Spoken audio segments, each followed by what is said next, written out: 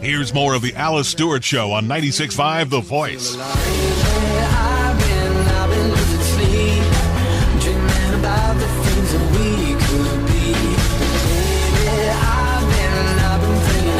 Welcome back to the Alice Stewart Show, 7:45 on the big post-election morning. Joined in studio with Republican Laurie Lee and Democrat Taylor Riddle. Glad to have you here. Speaking with another winner here, the man who has won the Republican primary for Lieutenant Governor, Congressman Tim Griffin, beating out his opponents Andy Mayberry and Deborah Hobbs. Congressman Griffin with 108,000 votes compared to Mayberry with 34,000, Deborah Hobbs 27,000. Congressman Griffin joins us on the Royal Overhead Door Hotline. Congressman, good morning and congratulations. Good morning. Thank you for having me. Well, first off, your thoughts on your win last night. Well, obviously very encouraged and excited by the all of our supporters and all the hard work that they did, and we were ready last night to just wait and see what the people of Arkansas had to say, and so we're really excited about it. I'm honored and ready to look toward November. Well, you stayed in D.C. You had a lot of votes in D.C., work that you're doing there, and you had a nice watch party in Little Rock. So moving forward, you will be going against businessman John Burkhalter. What's your strategy? How are you going to change your strategy from the primary to the general? I'm going to keep doing what I've been doing. I'm a conservative in the race.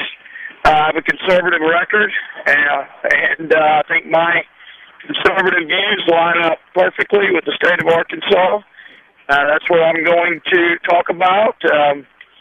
My focus in terms of policy is job creation. Every politician's for jobs, so that shouldn't be surprising. I say, every politician's for jobs, so every human is for water and air and food. So the issue is not whether I'm for jobs. The issue is, do I have specific ideas that will help us grow jobs? I think I do. I think we've had too much emphasis on landing the big fish,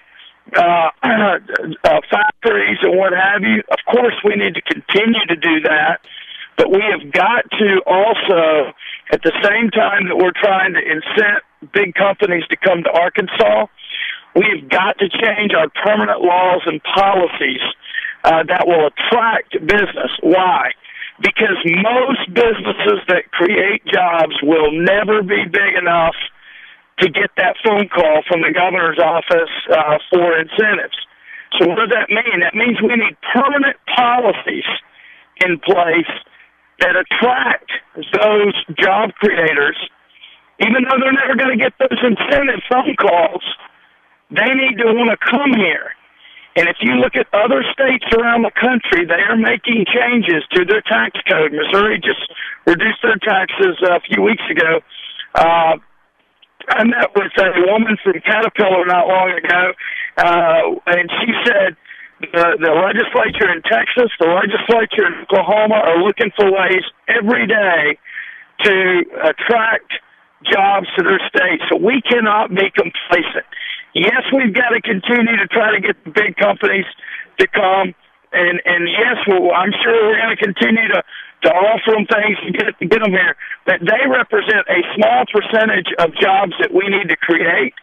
We need to be known as the place to do business in America, and so we've got a lot of things that we need to work on, and tax code, workforce training. Not just workforce training, though. It needs to start in high school. We need to have a completely separate, highly skilled training route for those people who don't want to go to college.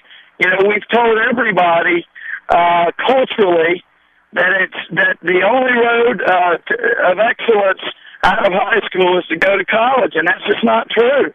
That is not true. When I went to high school in Magnolia, there was the pre-college route, and then there was the other.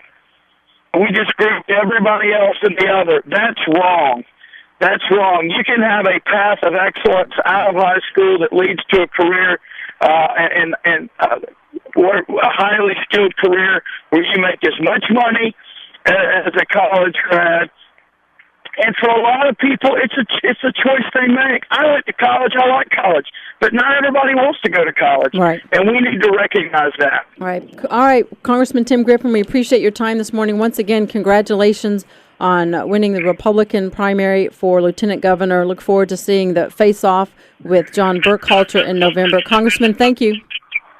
Thank All right. you all. Appreciate it. All right, have a great day. All righty. All right, Bye-bye. Bye-bye. That's going to be a great race. Of course, Tim Griffin is a fantastic fundraiser. He will get out there and raise money. John Burkhalter's got money. He could self-fund this. Right. I think it's going to be a good race, and I think that the contrast between the two candidates is a good one. You've got a small business owner, and you've got a career politician, and I think way to spin that. There's going to be a good contrast for independent voters. You've got a conservative and a liberal. Yeah, you've got a successful business owner and somebody that's in the Congress of the United States, which has done not a whole lot to create jobs. Who has an lately. amazing conservative record as a congressman. And shutting down our government. Oh, man. Way to spin. Let the spin never stop. Shutting down. No, I thought that was, we will fund the government provided that you take away Obamacare. Yeah. So I thought that was it. So if you want to look at, that's a whole other argument. You come back so tomorrow. If we want to will just talk stomp about our feet and throw a temper tantrum, we come can. back tomorrow. Yeah. Anyway, a lot of great races yesterday. Some were called quickly, very quickly. Of course, Mike Ross, who we just spoke with, his was called immediately, virtually, as John Brummett said, polls closed, Ross wins. And that was a good one. Another really good race to watch. On the other flip side of that, on the Republican side, with Asa Hutchinson, that was a great race. And we know Asa Hutchinson won that race, beating out over Curtis Coleman in a good race there. Hutchinson with 128,000 votes, Curtis Coleman 47,000. And Congressman Hutchinson joins us on the Royal Overhead Door Hotline now. Asa, good morning. Good morning, Alice. Great to be with you this morning. Thank you so much. Congratulations, and just your thoughts on your victory last night. Well, I was tremendously gratified by the margin of victory, because Curtis did put up a hard-fought campaign, very visible, and his comments last night were very gracious, lending his immediate support to my campaign. We'll need his support in the fall election with all of his supporters. So I think we're unified as we go into the fall campaign. And one of the big issues that continued to come up in the primary was each of you have your own tax plan, and of course, everyone's tax plan is better than the competitor's plan. Congressman Ross brought his up. How is your tax plan and your ideas for fixing the tax issue here in Arkansas? How does it compare and contrast with Mike Ross?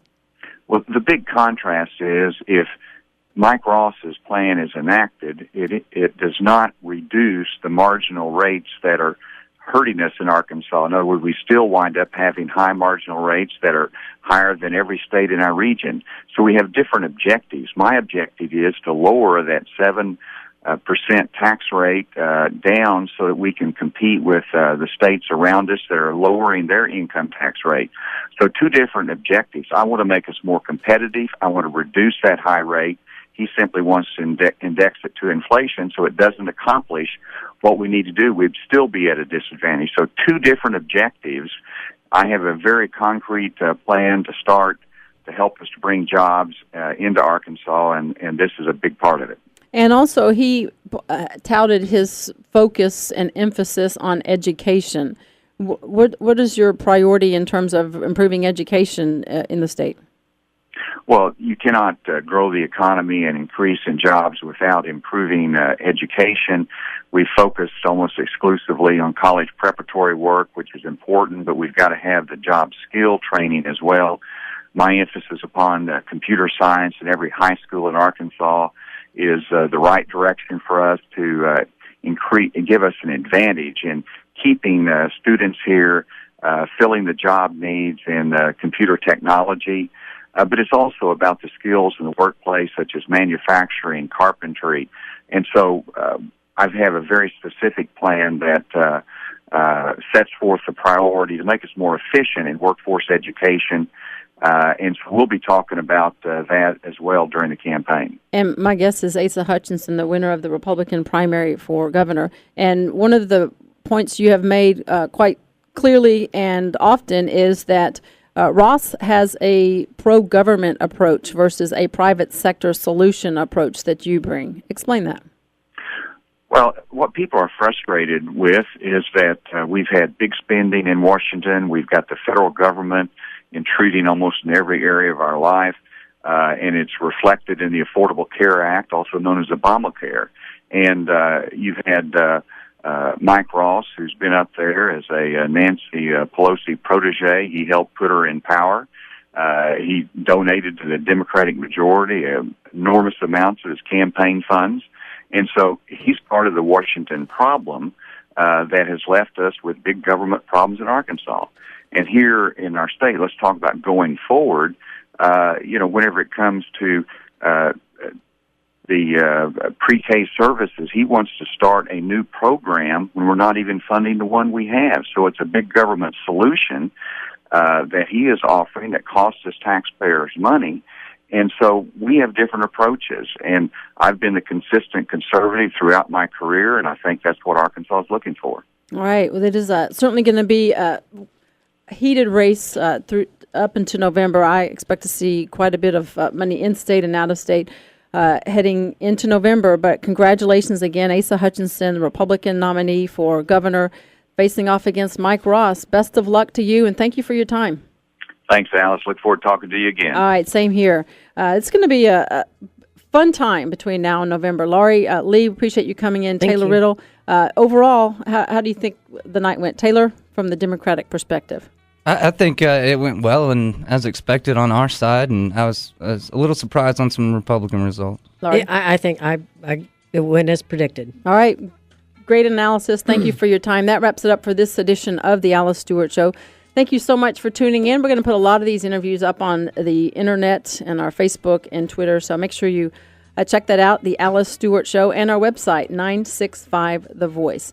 Have a great day. Glenn Beck is on deck. We'll talk tomorrow. Take care.